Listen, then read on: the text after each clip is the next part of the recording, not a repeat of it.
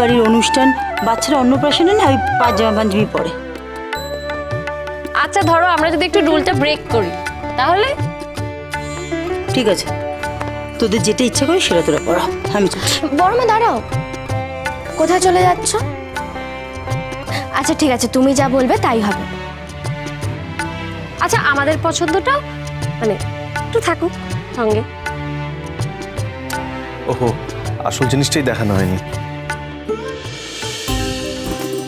আমার আসলে ডিজাইনটা খুব পছন্দ হলো, তো আমি প্রিন্ট করে নিয়ে চলে এলাম।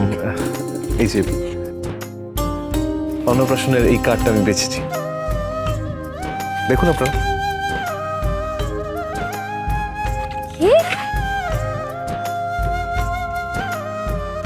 বাহ, খুব সুন্দর আছে কার্ডটা।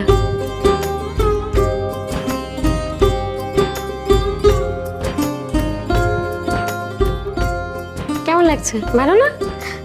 সত্যি কিন্তু খুব সুন্দর হয়েছে। থ্যাংক ইউ জয়রাজ বাবু।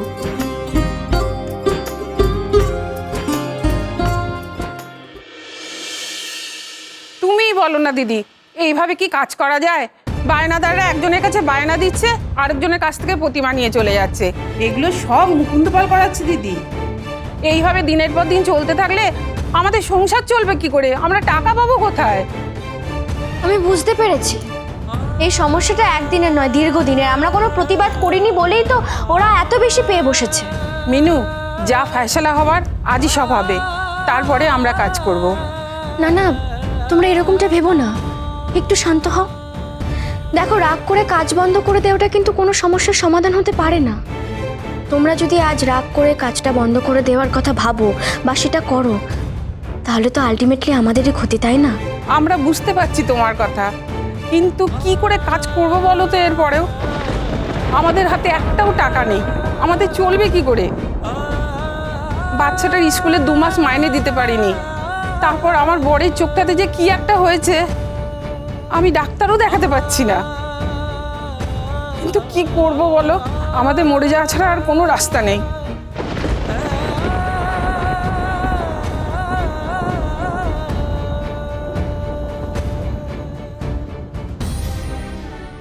দেখো, আমি তোমাদের শুধু একটা কথাই বলবো। দেখো, এটাই তো আমাদের কাজের সময়। পুজো চলে গেলে কি আমাদের হাতে আর এত কাজ থাকবে? থাকবে না তো। তাই আমি তোমাদের একটা কথাই বলবো, দয়া করে রাগ করে কাজ বন্ধ করে দেওয়ার কথা ভেবো না। এই টাকাগুলো রাখো, কম বেশি নিজেদের মধ্যে ভাগ করে নিও। আর আমি চেষ্টা করছি খুব তাড়াতাড়ি কিছু একটা ব্যবস্থা করার। একটাই অনুরোধ, প্লিজ তোমরা কাজ বন্ধ করো না।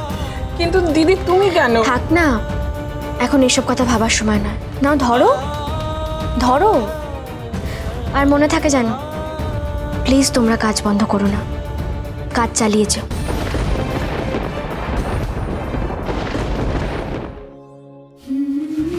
মিনু, আমি আসি।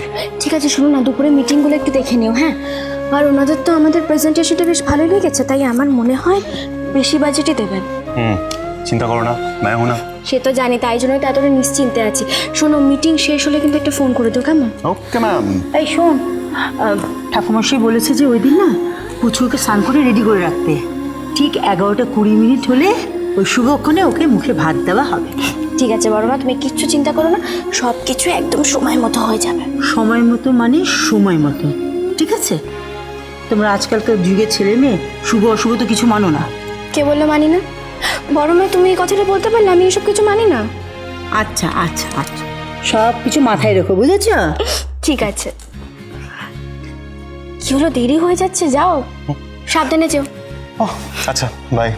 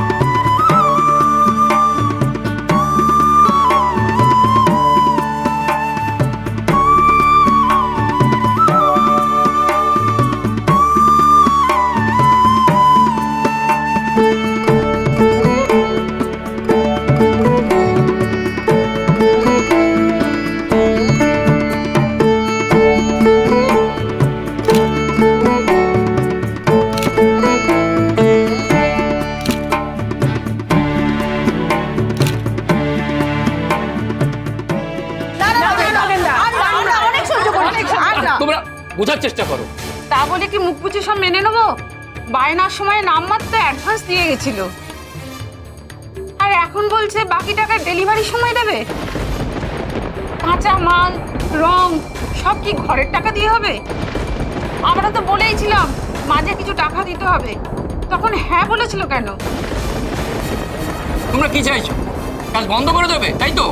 এছাড়া আর কোনো উপায় নেই। গোটা কুমোরপাড়ায় এই একটাই নিয়ম থাকবে, আর সেটা সবাইকে মেনে চলতে হবে। কিন্তু চুক্তিতে সব সই করে নিতে হবে।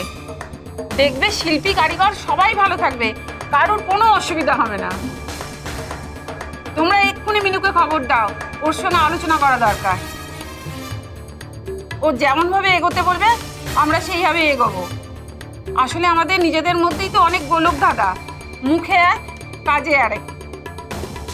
শিল্পী যদি না বাঁচে কারিগর বাঁচবে কি করে? এই করে করে আমরা সবাই একদিন শেষ হয়ে যাব। তাই তো এখনই একবার শেষ চেষ্টা করে দেখতে চাই, তারপর আমরা যা করার করব। আমাদের বকেয়া পাওনা সব মিটবে, তারপর ঠাকুর বেরোবে। নগেনদা, তুমি মিনুদিকে একবার এক্ষুনি ফোন করো, নাহলে এই ঝামেলা কিন্তু খুব একটা বড় জায়গায় পৌঁছে যাবে। হ্যাঁ, আমি একবার মিনুকে ফোন করি।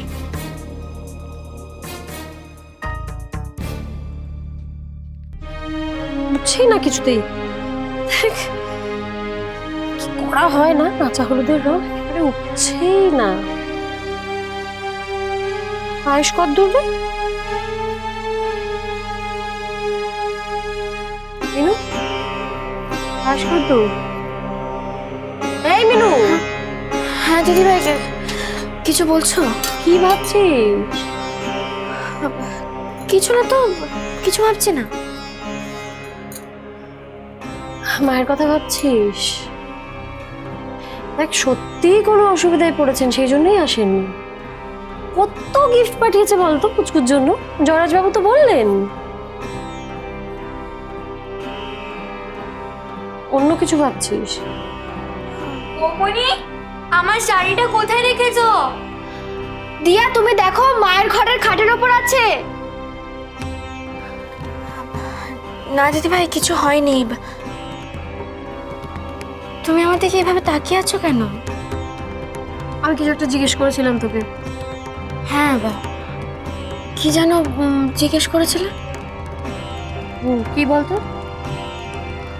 ও হ্যাঁ, বুঝতে পেরেছি। আমি সাজিনি কেন, তাই তো? আমি এক্ষুনি যাচ্ছি, আমি গিয়ে রেডি হয়ে নিচ্ছি, তুমি চিন্তা করো না। দেখেছো, ওর পাঞ্জাবিটা বোধহয় আয়রন করা হয়নি। আমি দাঁড়াও, গিয়ে দেখছি। আই দাঁড়া, কি হয়েছে তোর? কি হবে? বলছি তো কিছু হয়নি দিদি ভাই। তখন থেকে দেখছি তো কি একটা চিন্তা করছিস। কি হয়েছে? কিছু হয়নি। কিন্তু বলবি না, বলবি না। আরে ওই ফাইবার গ্লাসের ঠাকুরটা নিয়ে খুব টেনশনে আছি। লন্ডন যাচ্ছে সেটা? হ্যাঁ, আজই তো যাচ্ছে। ও হ্যাঁ, তাই তো। মানে ফিনিশিংটা না ঠিকঠাক হয়নি আর কি, মনটা কিরকম খুঁতখুত করছে। একবার যদি ফাইনাল টাচ আপটা করে দিয়ে আসতে পারতাম।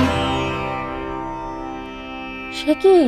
হ্যাঁ, মানে ভাবছি একবার রিটাচ করে ব্লো ড্রায়ার দিয়ে দিলেই তারপর যদি প্যাকিংটা করি তাহলে বেশ ভালো হবে। মিনু, এখন বেরোবি কি করে তুই? লোকে কি বলবে? হ্যাঁ, সেটাই তো ভাবছি।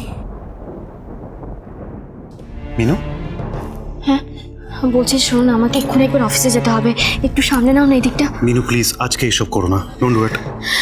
শোনো না, ওখানে ঝামেলা হচ্ছে, আমাকে যেতেই হবে। মিনু, এইভাবে কিন্তু আমাদের পার্সোনাল লাইফ আর কিছু বাঁচবে না। ওদের ঝামেলা ওদের সামাল দিতে দাও না, তুমি ওদের মধ্যে জড়াচ্ছ কেন? এতগুলো মানুষ আমার ভরসায় আছে, আমি কি করে এড়িয়ে যাই বলো তো? না না, আমাকে এক্ষুনি একবার যেতে হবে, প্লিজ। এসব নিয়ে এত কিছু ভেবো না, আমি আসছি।